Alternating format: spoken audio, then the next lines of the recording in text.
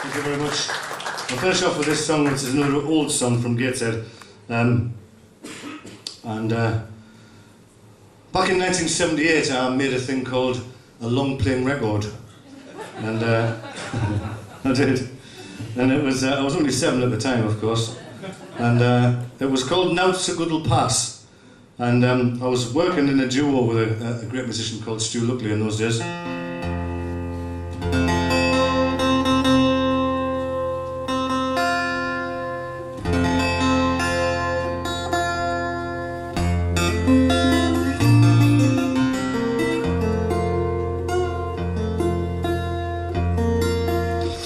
And Now It's a Good'll Pass, the title of the album, comes from this song called The Bonnie Gateshead Lass. It's an old music hall song from Tyneside, written by a man called Joe Wilson. Joe was a very famous music hall performer, very extrovert, very lively, very humorous on stage, but when he was off stage, apparently very shy.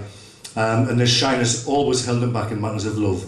And he wrote this song called The Bonnie Gateshead Lass about a traumatic experience he had one night in a pub in Gateshead.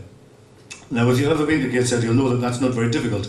But this was particularly traumatic for Joe because of his shyness around women. I'll tell you the story because this is it's very much heavily sung in the accent and the dialect. The story goes that Joe was at this pub called the Bridge End.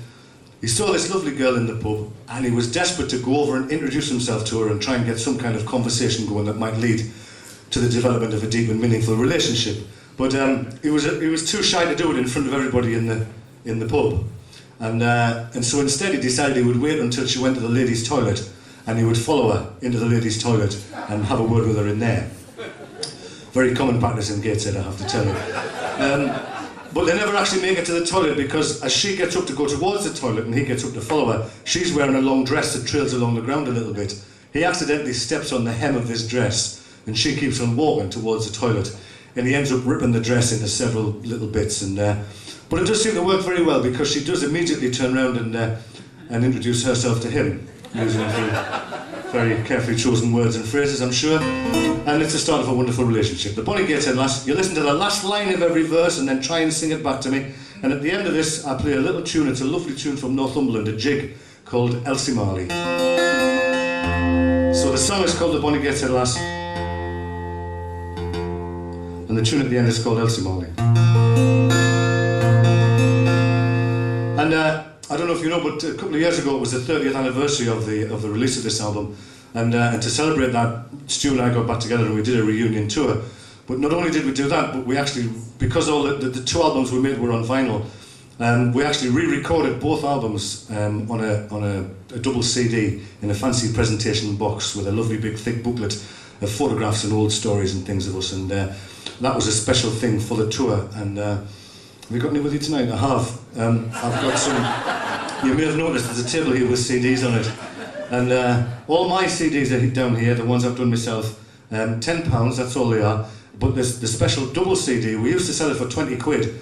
But now that the tour's over, I've got a garage full of them and I'm just trying to get rid of them. So they're only 12 quid tonight. Because I didn't tell Stu I was going to sell them anyway. So do come and have a look, it's the best bargain on the table. Bonnie Gateshead Lass, followed by Elsie Marley, and then a lovely little break.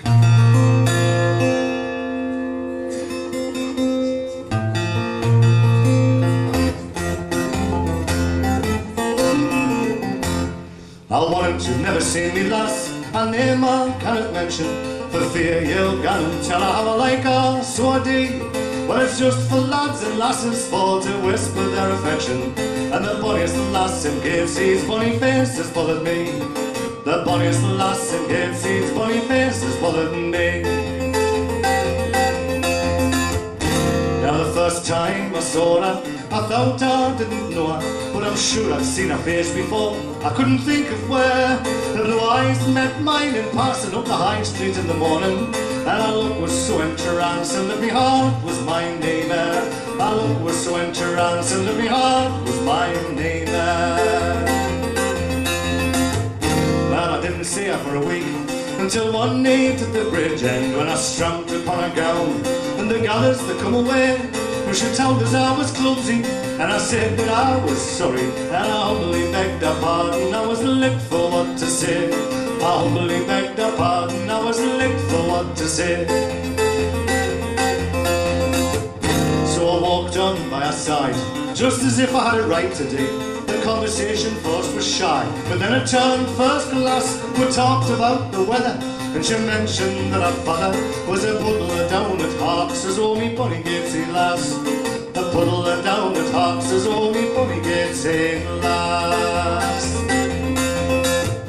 Then she mentioned confidentially that our uncle was a grocer, and our mother's father's cousin was a fiddler on the shore. Then she talked so nice and friendly, and she looked both sweet and pleasant. I thought I'd never seen a lass so charming like before. I thought I'd never seen a lass so charming like before. She says her mother keeps a shop, she sells hot pies and candy, and her brother, he's a cobbler in the high part of the town. Now she was a dressmaker, and we got on so well together. I'm blessed I've been so awkward as to stand upon a gown. I'm blessed I've been so awkward as to stand upon a gown. Well, I made her laugh and slap me look, talking lots of nonsense, but bless you, when you're courting man, there's now two little pass. I asked her, would she be me lass, and I'd take her out on Sunday. And to my delight, she says, I might be bonny Gatesy lass. To my delight, she says, I might be bonny Gatesy lass.